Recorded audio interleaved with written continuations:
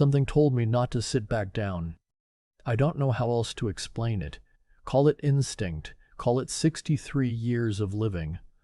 But when I came back from that phone call and saw my son-in-law's hand pull away from the table, just a little too quickly, something in my chest went cold. I didn't say anything. I pulled out my chair, looked at my coffee cup, and made a decision that would change everything. Let me back up. My name is Walter. No, wait. I need to start somewhere that actually makes sense, where this whole thing won't land the way it needs to. 3 months before that afternoon, I was a retired transit worker for Mississauga, Ontario. 31 years with Metrolinx, decent pension, a house I'd paid off in 2019, and a garden out back that my wife Lorraine used to say looked like a graveyard for tomatoes. She passed in 2021. Pancreatic cancer. 12 weeks from diagnosis to the end, and I spent every one of those weeks either at the Trillium Health Partners Hospital or sitting in that garden trying to remember how to breathe. After she was gone, the house got very quiet. My daughter, I'll call her my girl, because that's how I've always thought of her, she called every Sunday without fail. 7 o'clock, like clockwork. She'd moved to Kelowna with her husband 4 years earlier. He worked in real estate development out there, always had some project going, always sounded like he was about to close the deal of a lifetime. I never warmed to him the way Lorraine did. She saw the best in everyone. I just saw a man who'd shake your hand and look over your shoulder at the same time. My son, 2 years younger than his sister, lived 40 minutes away in Brampton. We had Sunday dinners once a month. He was a good kid who'd grown into a decent man, worked as a mechanical technician at a truck dealership, coached his youngest's hockey team on Thursday nights. He wasn't flashy. He wasn't trying to be anything other than what he was. That's more than I can say for some people. Now, the lottery. I want to be clear about something, because I've heard people talk about lottery winners like they live in a different universe. I didn't go looking for it. I bought a Lotto Max ticket at the Petro-Canada on Huron, Ontario, like I'd been doing on and off for 20 years. Not every week, not even every month, just when the jackpot climbed high enough that it felt worth the $2. Lorraine used to pick the numbers. After she died, I started doing quick picks. Felt easier that way, less like I was making decisions she used to make. On a Thursday evening in late September, I was sitting at the kitchen table eating reheated soup and half watching the news when I heard the numbers. I wasn't even paying close attention. I had the ticket sitting under my coffee mug. I use it as a coaster sometimes, bad habit, and when the 4th number matched, I sat up straighter. When the 5th matched, I put my spoon down. When all 7 numbers came up, I sat in that kitchen for a very long time without moving. $11.4 million? I want to be honest, my first thought wasn't joy. It was something closer to panic. Not because of the money itself, but because Lorraine wasn't there to tell me what to do with it. She was the practical one. She would have had a plan written out on a yellow legal pad by morning, with columns. I didn't tell anyone that night. I didn't tell anyone the next day either. I called the OLG, the Ontario Lottery and Gaming Corporation, verified the ticket, went through their process, and spoke to their financial guidance team before I breathed a word to my children. That took about 3 weeks.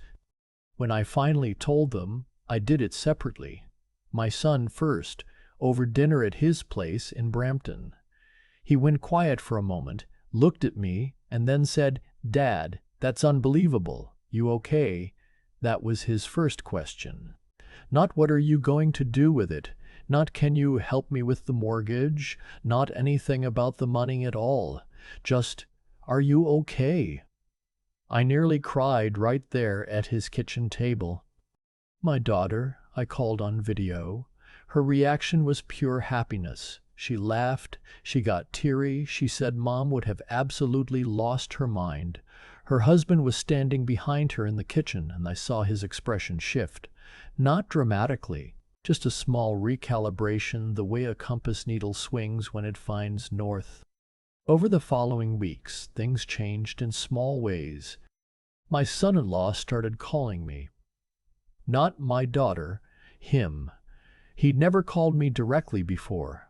Once or twice a year on my birthday maybe, but always briefly, always passing the phone back to my girl within 3 minutes.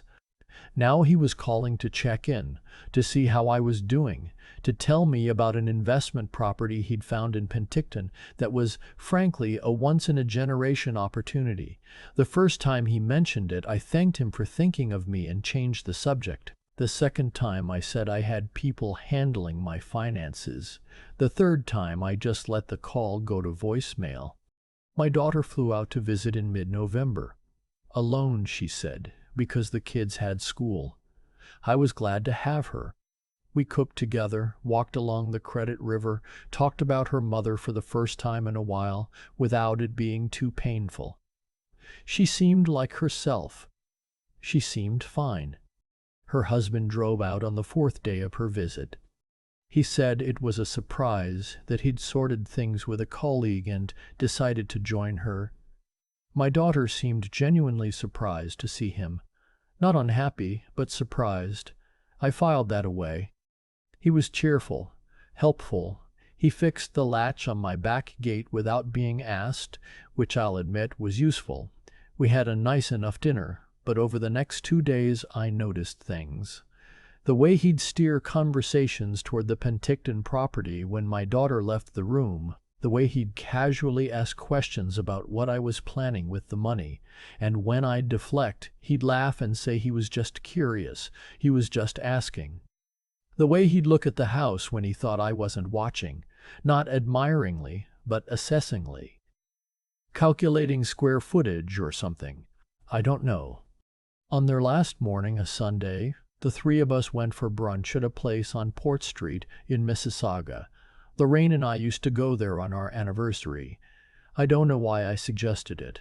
Sentiment, I suppose. We'd been seated maybe 15 minutes when my daughter got a call from one of the kids. Something about a minor situation at home, I don't remember what. She stepped outside to deal with it. Her husband and I sat across from each other and made small talk, hockey, whether the Leafs would ever win another cup. I said no on principle, he laughed. Then my phone rang too. A number I didn't recognize, but the area code was local, so I answered. A woman from my bank's fraud department following up on a security alert I'd triggered the previous week when I'd changed some account details. Routine, but the call took about 8 minutes. I walked toward the front of the restaurant to hear better. When I turned around and started back toward the table, I had a clear view of it from about 20 feet away.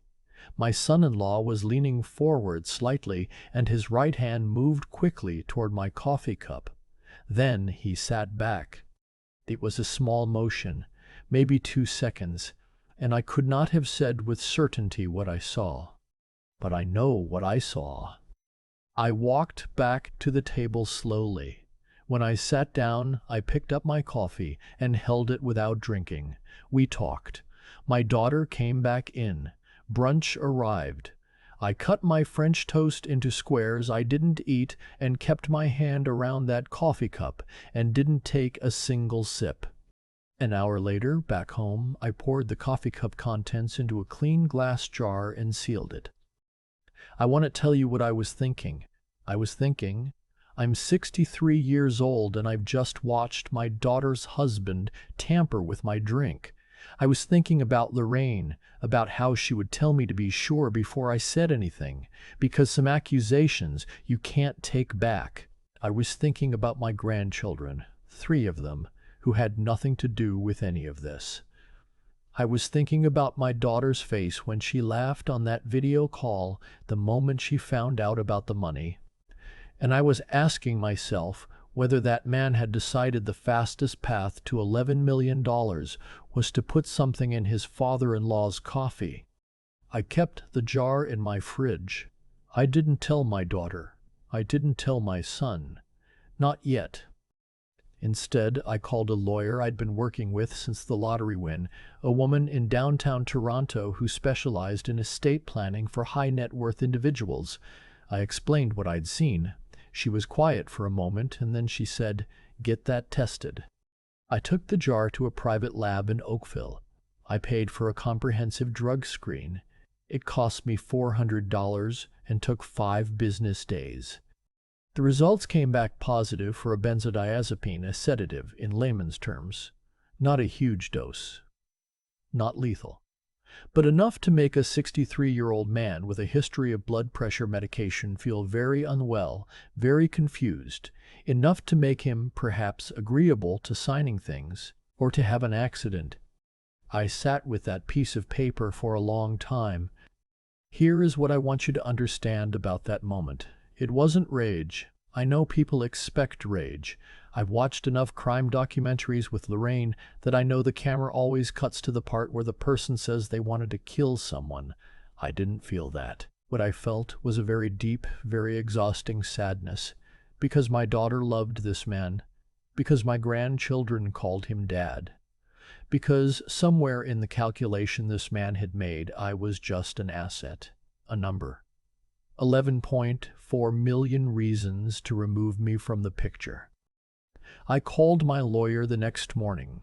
I called the OPP, the Ontario Provincial Police, that afternoon. I had a long conversation with a detective named Fern, a steady, no-nonsense woman who told me to stop communicating directly with my son-in-law and let them do their work. That part was hard. It was hardest with my daughter. She called twice that week, and I answered and acted as normal as I could. I told her the visit had been nice, that her husband had done a good job with the gate latch, that I was thinking of taking a trip to Prince Edward Island in the spring. Normal grandfather conversation. I hated every second of it. Not because I was lying to her, I wasn't, not technically, but because I didn't know yet what she knew. I didn't know if she was part of it. That possibility was the one I couldn't face. Detective Fern moved quickly. There was enough to obtain a warrant. The lab results constituted physical evidence. When the police pulled his financial records, what they found was a different kind of evidence. He was approximately $340,000 in debt, private loans, failed real estate ventures that hadn't landed the way he'd presented them, a second mortgage on their Kelowna property my daughter hadn't known about, the Penticton deal he'd kept trying to sell me on. There were emails between him and a business associate discussing how they'd bring the old man in and transfer ownership within 18 months. My daughter found all of this out in a police interview room. Not for me. I still feel guilty about that. He was charged with administering a noxious substance under the Criminal Code of Canada, as well as fraud-related offenses. He spent a night in cells before his wife, my daughter, posted bail. She moved back to Mississauga 2 weeks later. Not to my house. She rented a place in Port Credit. She needed distance from everyone, I think, including me. That was the part that was hardest to sit with. For 2 months she barely spoke to me. Not out of anger, exactly, more like she needed to grieve something before she could look at me without it hurting. Her marriage, I suppose, her idea of the life she built. I understood that. I didn't like it, but I understood it. My son drove over every weekend during those 2 months. He didn't say much. He'd show up on Saturday mornings, drink coffee in my kitchen, help me clear out the garage, or fix something around the house. One afternoon, he spent 4 hours building raised garden beds in the backyard. I've been talking about expanding the vegetable garden since Lorraine passed. He didn't make a big deal of it. Just built them. Left for home, said he'd be back next week. That's my boy. There's one more thing I want to tell you, and it's the part that actually matters. The week after everything came out, I got a call from the restaurant on Port Street. The manager, she said one of their staff members, a server who'd been working the Sunday morning I was there, had mentioned something to her manager at the time, but hadn't felt confident enough to escalate it. He'd seen the motion with the coffee cup. He'd thought about saying something and hadn't, and it had been bothering him ever since. When news of the arrest became public, these things always become semi-public in a smaller community, he'd gone back to his manager and asked if there was any way to reach me. His name was a young man, I'll just call the kid, because he looked about 24 and I don't want his name out there. He worked Sunday brunch shifts to put himself through a hospitality management program at Sheridan College. I drove to the restaurant on a Tuesday afternoon. He was there before his shift started. He stood up when I walked in and shook my hand and apologized for not saying something at the time. He said he'd second-guessed himself 100 times. I told him not to apologize. I told him his hesitation was human and that what he'd done eventually, going to his manager, asking if there was a way to reach me, had confirmed what I already knew. It mattered. I asked him if he'd be willing to make a statement to the police, and he said yes without hesitating. We sat for an hour. He told me about his program, about growing up in Brampton, about his grandmother who'd raised him after his parents separated. He was a good kid, the kind of person who notices things and cares about what he notices, which is rarer than it should be. Before I left, I gave him an envelope. Inside was a certified check for $15,000 and a note that said, "For Sheridan, you did the right thing." A grateful old man. He tried to give it back. I told him if he handed it back, I'd leave it on the table and walk out, and he'd have to decide what to do with it. He held on to it. My daughter came back to me in February, a Sunday, first visit. She brought her kids, and we made pancakes, and nobody talked about it directly. The youngest, she's 5, ran straight for the garden and asked me when the tomatoes would be ready. I said not until summer, and she looked at me with a seriousness that reminded me so much of Lorraine that I had to turn away for a moment. My daughter and I sat on the back step after the kids went inside to watch a movie. She put her head on my shoulder the way she used to when she was 12. We didn't say anything for a while. Then she said, "I'm sorry, Dad." I told her she had nothing to be sorry for. She said, "I should have seen it." I said, "I almost didn't see it myself, and I was looking at him." She laughed a little at that. Not a happy laugh, the kind that comes out when something is too complicated to be just one thing. We sat there until the sun started going down behind the cedar trees at the back of the lot. The raised garden beds my son built were still empty, waiting for spring. I thought about Lorraine and what she'd say about all of it. She would have something practical and true, probably delivered in 4 words or less. She usually did.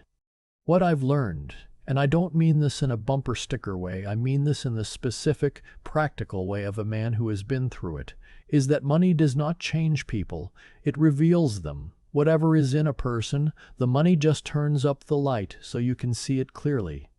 My son-in-law had debts he was ashamed of. He had a way of thinking about the world that divided it into resources and obstacles. And when $11 million appeared next to a 63-year-old man he'd never had much use for, he made a decision that said more about who he was than anything that came before it.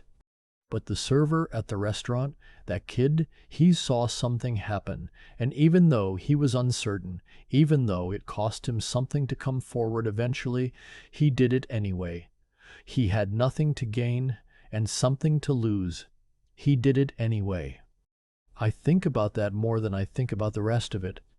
The legal proceedings are ongoing. I won't comment on what I expect the outcome to be. I have a good lawyer, and I trust the process. What I can tell you is that my daughter has started the paperwork for separation, that my grandchildren see me on the first and third Sunday of every month, and that the tomatoes this year, the first summer with the new raised beds, were better than anything Lorraine and I ever managed in 30 years. She would have said the same thing she always said. Told you the soil needed fixing. She usually did. I keep coming back to that jar in the fridge. Not to the lab results, not to the police interview, not even to the courtroom. Just that jar. A clean mason jar I rinsed out at the kitchen sink on a Sunday afternoon, poured a stranger's coffee into, and sealed like I was preserving something from the garden. It was such a small, quiet act, and it changed everything that came after. I think about what would have happened if I hadn't trusted that cold feeling in my chest when I turned around and saw his hand pull back from the table.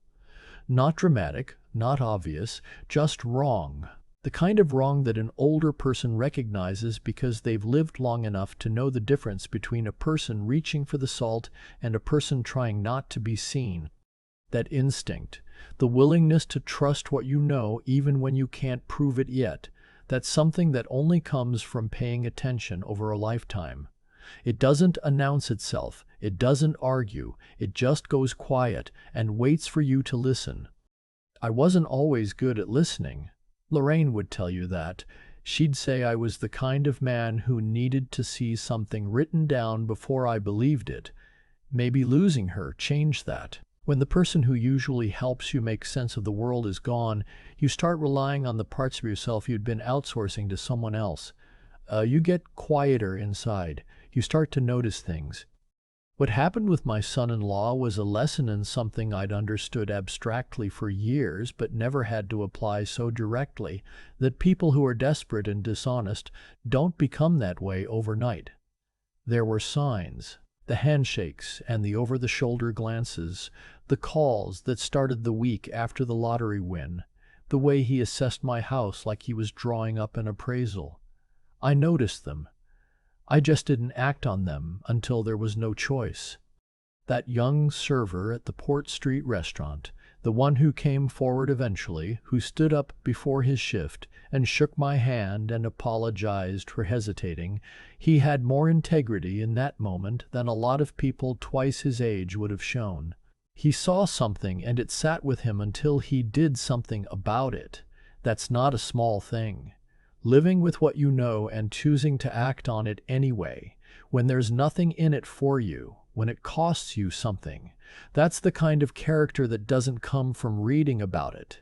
It comes from deciding over and over in small moments that nobody's watching to do what's right. I gave him that check because I could, but also because I wanted him to know that the kind of person he was choosing to be, careful, honest, willing to come forward even imperfectly and late, that person matters. The world runs on people like him far more than it runs on people like my son-in-law. My daughter is rebuilding, slowly, the way these things have to go.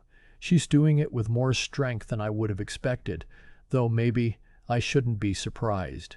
She grew up watching her mother handle hard things without falling apart, and some of that stuck. I'm proud of her, in a way I find difficult to say out loud, so I say it by showing up. By being there on the Sundays she brings the kids. By not rushing her toward anything.